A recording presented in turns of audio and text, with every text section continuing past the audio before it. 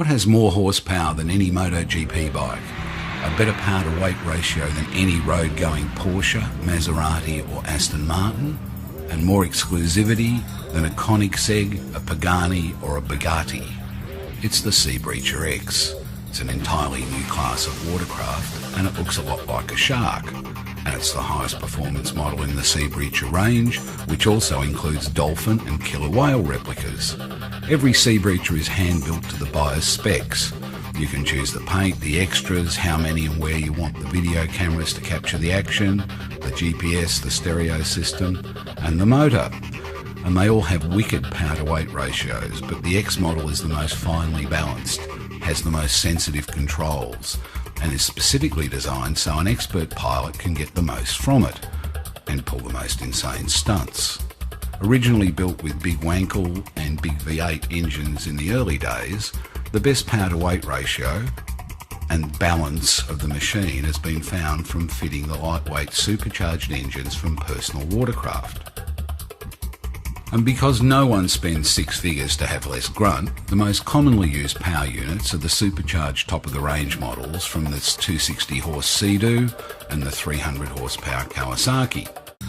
And the Seabreacher has a jet and fins, and it is a credit to the way nature has shaped the sea's most frightening predator that it handles like it does with 300 horsepower in it.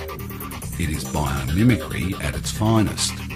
Buckle yourself into the sports car seat and you'll find a set of controls more akin to those of an aircraft, because in essence that's what you are doing with the Seabreacher, flying it above and below the water. And thanks to fluid dynamics, you'll find the Seabreacher turns far quicker than any car or motorcycle or the traditional hull of a boat or PWC could ever manage. Gently squeeze that trigger and the Seabreacher begins accelerating at warp speed. It planes instantaneously and then begins skipping across the top of the water like a skimming stone, except at 50 miles an hour. It's quite different to anything that a personal watercraft is going to give you as an experience, indeed any other recreational machine available. And thanks to its shape and the semi-pressure hull, the Seabreacher can go below the waves as well. Then you haul back on the aircraft-like controls and whoa. It's a sensation you can't quite get anywhere else, and the surroundings make you feel like you're behind the cockpit of a jet fighter, only there aren't any downsides. You're not going to T-bone the earth. As Seabreacher's creator Rob Ennis said to me by phone the day after I'd sampled the Seabreacher, even when you royally screw something up, it's never really life-threatening, so you can have all the fun of teaching yourself to fly without any of the downsides. It doesn't take long to learn how to make the Seabreacher sing, to perform barrel rolls, skip along on its side, turn with G-forces that make your head feel like a kettle weight, and just generally frolic with the carefree nature of a dolphin. The fellow driving in most of these videos is Gemini Watercraft Sermsuck Chiprikit, and after witnessing his aquabatics from inside the Seabreacher, I asked how long he'd been driving it. His answer was just 15 hours. So you can see that if you have the aptitude for it, you can be very good very quickly. The intoxicating nature of having a sensitive jet fighter that can flick in any direction you wish allows you to shut out the growing warmth from the sun and under the canopy.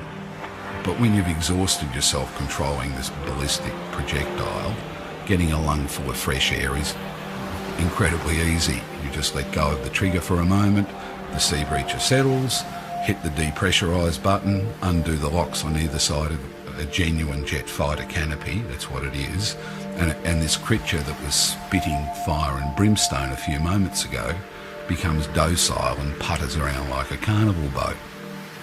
As I've said, it's quite a different experience to a personal watercraft because you sit much higher on a personal watercraft and your centre of gravity is maybe a metre higher, and that makes a massive difference. There's no wrestling the beast, you just point it and hit the gas. In the same way that a go-kart feels like it's doing a gazillion miles an hour because your butt is just a few inches above the tarmac, carving turns on a personal watercraft is worlds apart from turning in the Seabreacher with your head at or below sea level and the incredible G-forces compressing you into the sea. In many ways, the personal watercraft is a hot rod, while the Seabreacher is akin to a bare-bones sports car like an Aerial Atom or a KTM Expo. It's a no-compromise machine with brutal suspension that will loosen the fillings in your teeth if you insist on pushing it to the limits, which you will.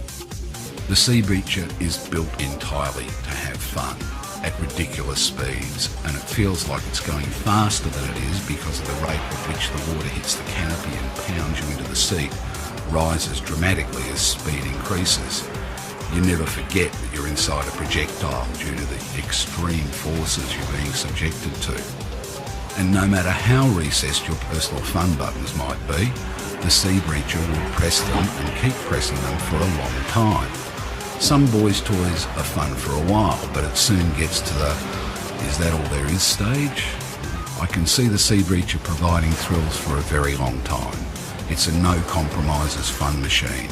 It rejoices in the ridiculous, performing tricks and subjecting your body to the type of G-forces you might get leaping a motocross bike or cornering a go-kart or bungee jumping.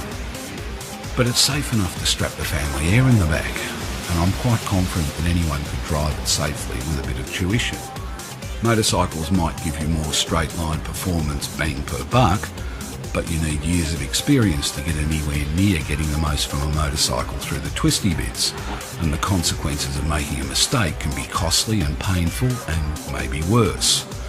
More so than anything else, the Seabreacher convinced me that we have not seen the last of new water toys, employing the vast means available to inventors these days. This is a completely new form of recreation with a fun factor that is completely off the dial compared to anything else I've tried.